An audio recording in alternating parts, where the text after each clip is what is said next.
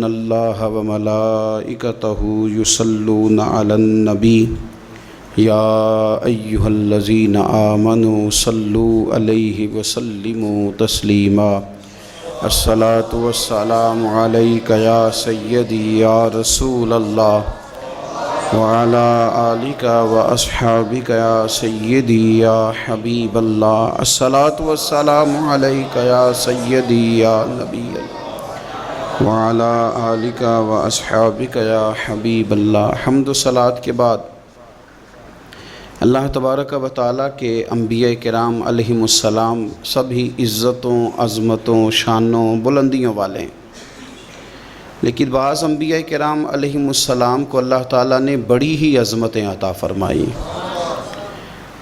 ان ہستیوں میں جد الانبیاء، ابو الانبیاء حضرت سیدنا ابراہیم خلیل اللہ علیہ السلام اللہ تعالیٰ نے بڑی شانوں سے نوازا، بڑی عظمتوں سے نوازا، بڑی بزرگیاں عطا فرمائی۔ قرآن پاک میں جگہ جگہ اللہ تعالیٰ نے حضرت ابراہیم علیہ السلام کا ذکر فرمایا ہے۔ اللہ تعالیٰ کے وہ کتنے پاک پیغمبر ہیں اور کتنے وہ اللہ کے محبوب ہیں، کتنی ان کی اللہ کی بارگاہ میں قدر ہے کہ اللہ تبارک و تعالیٰ نے ان کی زندگی کی بہت ساری چیزوں کو، ان کے بہت ساری باتوں کو قرآن حکیم کی زینت بنایا۔ ہمارے ہاں بہت سارے لوگ بلندیوں پر پہنچنا چاہتے ہیں، قیادت کرنا چاہتے ہیں، لوگوں کی رہنمائی کرنے کا ارادہ رکھتے ہیں، لیکن وہ کہتے ہیں کہ ہمیں نا رستہ بالکل ہموار ملے اور بڑی جلدی سے ہم منزل تک پہنچ جائیں۔ حضرت ابراہیم علیہ السلام کی مثال دے کے میرے رب کریم نے قرآن مجید کے پہلے سپارے میں ہمیں سمجھایا، فرمایا بلندیاں، عظمتیں، امامت، درجات، قیادت، رہنمائی، مقتدا ہونا، اس کے لیے کچھ آزمائشوں سے بھی گزرنا ہوتا ہے، کچھ پک ڈنڈیوں سے بھی تمہارا گزر ہوتا ہے، کچھ راستے ترچھے ٹیڑھے بھی ہوتے ہیں، ان سب سے ہو کر کے آؤ گے تو پھر اللہ تبارک و تعالیٰ تمہیں وہ عظمتیں عطا کرے گا۔ قرآن مجید پہلا سپارہ سورہ بقرہ کی آیت نمبر 124 میں اللہ کریم نے فرمایا، بڑے بڑے سخت لوگ امتحان لینے والے ہوتے ہیں، اور ان امتحانات سے گزرنے والے لوگ کہتے ہیں کہ یہ جو شخص ہمیں ملا تھا یہ بڑا سخت تھا۔ اس شخص کی تو شان دیکھیں نا، اس کا بھی تو مقام دیکھیں جس کا امتحان خود رب کریم نے لیا، اور فرمایا وَإِذِ ابْتَلَىٰ إِبْرَاهِيمَ رَبُّهُ بِكَلِمَاتٍ فَأَتَمَّهُنَّ، فرمایا آزمایا تمہارے رب نے ابراہیم علیہ السلام کو کچھ باتوں سے، اللہ نے آزمایا، فَأَتَمَّهُنَّ، وہ اپنے رب کی آزمائش پر پورے اترے۔ اللہ نے آزمایا، کس طرح آزمایا؟ کبھی تو انہیں نمرود کی جلائی ہوئی آگ میں جانا پڑا، کبھی انہیں بڑے سخت قسم کے مناظروں مباحثوں سے گزرنا پڑا، کبھی اپنی قوم کو سمجھانے کے لیے انہیں بڑے کٹھن اور اہم پیچیدہ سوالات کے جواب دینے پڑے، کبھی انہیں ہجرت کرنی پڑی، کبھی انہیں اپنی بیوی اور اپنے نونہال بیٹے کو وادی غیر ذی زرع میں چھوڑ کے آنا پڑا، کبھی شریعت کے سخت احکامات کی پابندی کی۔ رب کہتے ہیں میں نے آزمایا، فَأَتَمَّهُنَّ، پس وہ پورے اترے۔ قَالَ إِنِّي جَاعِلُكَ لِلنَّاسِ إِمَامًا، فرمایا بے شک میں آپ کو تمام انسانوں کا امام بنانے والا ہوں۔ اب اللہ تعالیٰ نے ان کے لیے امامت کو رکھا، آپ کو تمام انسانوں کا امام بنانے والا ہوں۔ بڑی پیاری ہوتی ہے اولاد، بڑا شوق رکھتا ہے انسان اپنی اولاد کی ترقیوں کا۔ رب کریم نے فرمایا ابراہیم آپ کو امام بنانا چاہتا ہوں، قال ومن ذریتی، کہا یا اللہ میری اولاد میں سے بھی، قال لا ینال عہد الظالمین، فرمایا میرا وعدہ ظالموں کو نہیں پہنچتا۔ اللہ تبارک و تعالی نے فرما دیا کہ ان میں سے جو ظالم ہوں گے ان کو تو یہ درجہ نہیں ملے گا، لیکن جو رب سے ڈرنے والے ہوں گے انہیں اللہ بڑے درجات عطا فرمائے گا۔ اللہ تعالیٰ نے ان کی نسل میں امامت کو اس طرح رکھا، حضرت ابراہیم کی اولاد میں امامت کو اس طرح رکھا کہ رسول پاک صلی اللہ علیہ وسلم کو بھی ان کی اولاد میں پیدا فرما دیا، ان کی اولاد میں پیدا کر دی۔ تمام انبیاء کرام علیہ السلام کو ان کی اتباع کا کہا، لیکن پیچھے حکمت کیا بیان کی؟ وَإِذِ ابْتَلَىٰ إِبْرَاهِيمَ رَبُّهُ بِكَلِمَاتٍ، پہلے اللہ نے جناب ابراہیم کو آزمایا، یاری تیری سونا ہے پر ازمائشاں بھی تیریاں اگ، اے سونا پرکھیا جامدائی پہلو نہ لگاں دے لگ۔ آپ پہلے کسی گھاٹی سے گزریں، کسی گھاٹی سے زخم پہ زخم کھا کے جی اور خون جگر کے گھونٹ پی، آہ نہ کر لبوں کو سی، یہ عشق ہے کو دل لگی نہیں، یہ عشق ہے کوئی دل لگی نہیں۔ تو آزمائش جناب ابراہیم علیہ السلام کی زندگی کا ایک اہم نقطہ۔ پھر اس کے آگے ہم اسی سورہ بقرہ کے اندر جب تھوڑا سا مزید آگے بڑھتے ہیں تو جناب ابراہیم علیہ السلام کا ایک مناظرہ ہے، احقاق حق، کلمۃ الحق۔ کلمۃ الحق کرنے کے لیے جناب ابراہیم علیہ السلام نے اعلاء کلمۃ الحق کے لیے بہت بڑا کردار ادا کیا۔ نمرود جیسے بادشاہ کے سامنے کھڑے ہو کے، اس کی حکومت ہے، اس کی طاقت ہے، اور وہ اس نشے میں اتنا مست ہو گیا ہے کہ معاذ اللہ اس نے خدا کہلوانا شروع کر دیا ہے۔ اس کے دربار میں کھڑے ہو کے اس کے ساتھ گفتگو کرنا اور اس کے سوالات کے جوابات دینا، اللہ کے پیارے محبوب علیہ السلام نے فرمایا افضل جہاد ہے ظالم بادشاہ کے سامنے کھڑے ہو کے حق کی بات کر دینا، یہ افضل ترین جہاد ہے۔ یہ بھی ایک مناظرہ ہے، احقاق کے حق کے لیے نا بحث کرنا، مناظرہ کرنا، یہ تو کتاب و سنت میں موجود ہے، لیکن کریں گے اہل علم۔ ہر آدمی اٹھ کے اگر مباحثے میں جائے گا تو بعض اوقات بہت ساری خطائیں پیش نظر ہوں گی۔ جناب ابراہیم علیہ السلام سامنے کھڑے ہیں، یہ خدا کہلواتا ہے۔ حضرت ابراہیم علیہ السلام سے اس نے رب کریم کی ذات کے بارے میں بات شروع کر دی۔ اللہ فرماتے ہیں الم تری الی الذی حاج ابراہیم فی ربہ، کہ آپ نے اس شخص کو نہیں دیکھا جو جناب ابراہیم سے جھگڑا کر رہا تھا ان کے رب کے بارے میں؟ اور جھگڑا کیوں کر رہا تھا؟ اس لیے کر رہا تھا کہ ان آتاہ اللہ الملک، اللہ نے اسے بادشاہی جو عطا فرمائی۔ کچھ لوگوں کو جب اعزاز ملتا ہے نا، بلندی ملتی ہے، مال و دولت ملتا تو جھگڑالو ہو جاتے ہیں، بڑے بڑے دعوے کرتے ہیں، بجائے شکر کے تکبر کا رستہ اختیار کرتے ہیں۔ جھگڑا کر رہا تھا جناب ابراہیم سے۔ اذ قال ابراہیم ربی الذی یحیی و یمیت، حضرت ابراہیم فرمانے لگے میرا رب وہ ہے جو زندہ کرتا اور مارتا ہے۔ وہ بحث کر رہا ہے، گفتگو کر رہا ہے آپ کے ساتھ، فرمایا میرا رب وہ ہے جو زندہ کرتا اور مارتا ہے۔ گویا جناب ابراہیم علیہ السلام اس سے کہہ رہے ہیں کہ تیرا تو اپنا وجود رب کے ہونے کی دلیل ہے،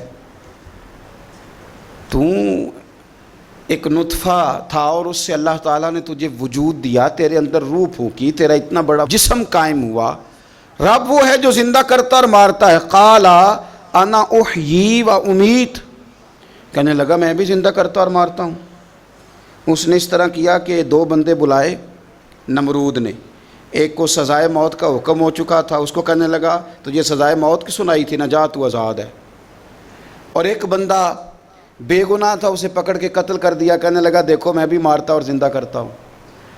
حالانکہ قتل کر دینے اور چھوڑ دینا، اس میں اور زندگی اور موت دینے میں کتنا بڑا فرق ہے۔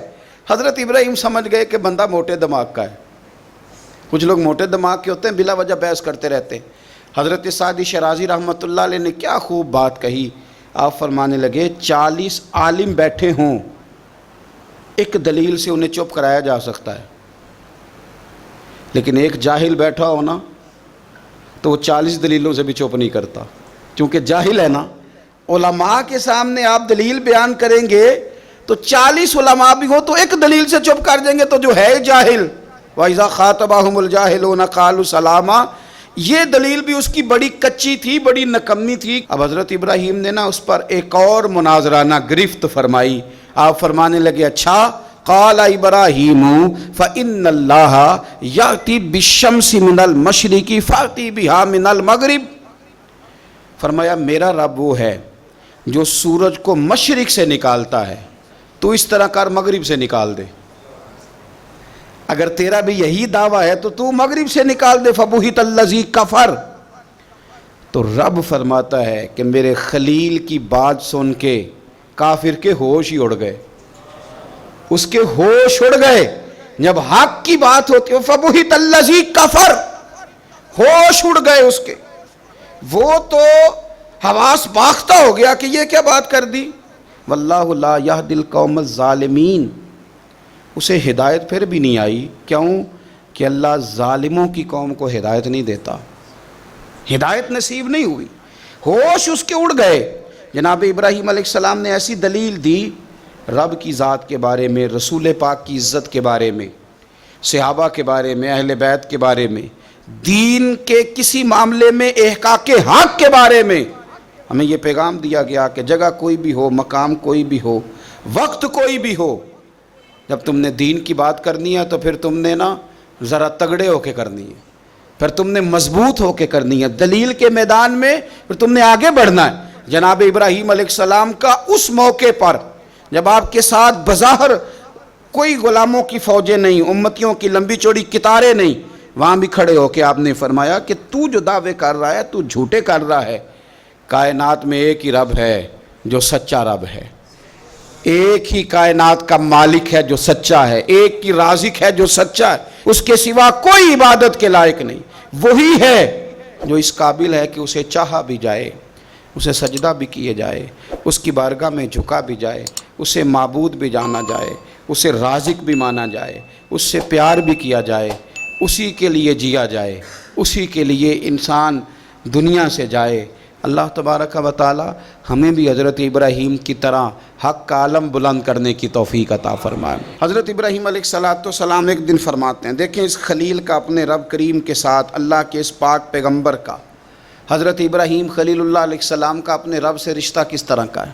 وَإِذْ قَالَ إِبْرَاهِيمُ رَبِّي أَرِنِي كَيْفَ تُحْيِي الْمَوْتَى. حضرت ابراہیم اپنے رب کریم کی بارگاہ میں عرض کرتے ہیں، مالک مجھے دکھا تو مردے کیسے زندہ کرے گا. کیفا، وہ کیفیت دکھا، وہ انداز کیا ہوگا. اللہ اکبر. قال اولم تؤمن، تو اللہ نے فرمایا کہ آپ کا یقین نہیں، آپ ایمان نہیں رکھتے. قال بلا ولکن لیطمئن قلبی، کہا مالک ایمان تو ہے پر میں اطمینان قلبی کے لیے پوچھ رہا ہوں تاکہ میرے دل کو قرار ہو جائے، میں وہ کیفیت دیکھ لوں. وہ کیفیت امام غزالی وہ روایت لائے ہیں جس میں فرمایا کہ یقین اس طرح سیکھا کرو جس طرح تم قرآن سیکھتے ہو. یقین سیکھو، اطمینان قلبی حاصل کرو، آگے بڑھو. اگر کسی جگہ تم سمجھتے ہو کہ تمہیں کچھ سوالوں کے جوابات کی ضرورت ہے تو وہ تلاش کرو، لیکن یہ کہ اطمینان قلبی. مالک مجھے دکھا، تو میرے مالک نے کیا فرمایا. قال فخذ اربعۃ من الطیر، کہا 4 پرندے لے لیں آپ. فصرہن الیک، پھر انہیں اپنے ساتھ مانوس کر لیں. ثم اجعل علی کل جبل منہن جزءا، اور پھر ان کا ایک ایک ٹکڑا نا مختلف پہاڑوں کے حصوں پہ رکھ دیں، ہر پہاڑ پر ایک ایک ٹکڑا رکھ دیں. 4 پرندے لے لیں. 4 پرندے لے لیے حضرت ابراہیم نے. مفسرین نے لکھا ہے مور تھا، کبوتر تھا، کوا تھا، مرغا تھا. 4 پرندے لے لیے. آپ سے وہ پیار کرنے لگے، مانوس ہو گئے. پھر ان کو اللہ کے حکم سے ذبح کیا، کھال اتاری، ان کا قیمہ بنایا، گوشت کو آپس میں مکس کر دیا. پھر ان کو مختلف پہاڑوں پہ رکھا ایک ایک جز. پھر فرمایا ثم ادعوہن یاتینک سعیا، پھر آپ نہ وہاں رکھ کے ان کو بلائیے، وہ آپ کی طرف دوڑتے ہوئے چلے آئیں گے. ان کا قیمہ بنا دیا، گوشت مکس کر کے جناب ابراہیم نے مختلف پہاڑ کے حصوں پہ رکھا. پھر آواز دی، جس کا ٹکڑا تھا وہ وہاں سے چلا، جس کے پر تھے وہ وہاں سے چلے، وہ زندہ ہوئے اور 4 دوڑتے ہوئے جناب ابراہیم کی بارگاہ میں حاضر ہو گئے. اب میرے رب کریم نے فرمایا وَعْلَمْ أَنَّ اللَّهَ عَزِيزٌ حَكِيمٌ، جان لو کہ اللہ تعالیٰ سب سے غالب حکمت والا ہے. اسی طرح صبح قیامت اللہ تبارک و تعالیٰ مردوں کو زندہ کرے گا، قبروں سے نکالے گا. وہ اپنے اپنے قبروں سے نکلیں گے، ان کی ہڈیاں جوڑی جائیں گی. کیف تکفرون باللہ وکنتم امواتا فاحیاکم ثم یمیتکم ثم یحییکم ثم الیہ ترجعون. تم کیسے انکار کرتے ہو اپنے رب کا، حالانکہ تم مردہ تھے، اس نے تمہیں زندہ کیا، پھر تمہیں مارے گا، پھر تمہیں زندہ کرے گا، ثم الیہ ترجعون، پھر تم اسی کی طرف لوٹ کر جاؤ گے۔ صبح قیامت وہ کھڑا کرے گا۔ جناب ابراہیم کو وہ نقشہ دکھایا گیا، فرمائے اس طرح قبروں سے نکالا جائے گا، اس طرح جمع کیا جائے گا، اس طرح رب کی بارگاہ میں پیش کیا جائے گا۔ وہ منظر کیا ہوگا جب رب کی بارگاہ میں پیش کیا جائے گا؟ تو رب کے قرآن نے اسے بھی بیان کیا، فرمایا یوم نحشر المتقین الی الرحمن وفدا۔ جو متقی پرہیزگار ہوں گے نا، اللہ سے ڈرنے والے، انہیں جب رب کی بارگاہ میں پیش کیا جائے گا تو مہمان بنا کے پیش کیا جائے گا۔ وہ مہمان ہوں گے، اللہ کے مہمان بنا کے پیش کیا جائے۔ وَنَسُوقُ الْمُجْرِمِينَ إِلَىٰ جَهَنَّمَ وِرْدًا، اور جو مجرم ہوں گے نا انہیں پیاس سے ہانکا جائے گا جہنم کی طرف۔ جس طرح چرواہا بکریوں کو ہانکتا ہے، اس طرح پیاس سے ہانکے جائیں گے۔ اللہ تعالی ہمیں اطمینان قلبی دے دے، یقین کامل کی دولت دے دے۔ اللہ ہمیں سمجھ دے دے کہ ہمیں صبح قیامت اٹھنا ہے، مالک کی بارگاہ میں کھڑے ہونا ہے، اللہ کے حضور حاضر ہو کے ہمیں اپنے اعمال کا حساب دینا ہے۔ اے اللہ، حضرت ابراہیم خلیل علیہ السلام کے یقین کامل کا صدقہ ہمیں بھی یقین کی دولت عطا فرما۔ آمین۔ آخر دعوایا ان الحمدللہ رب العالمین۔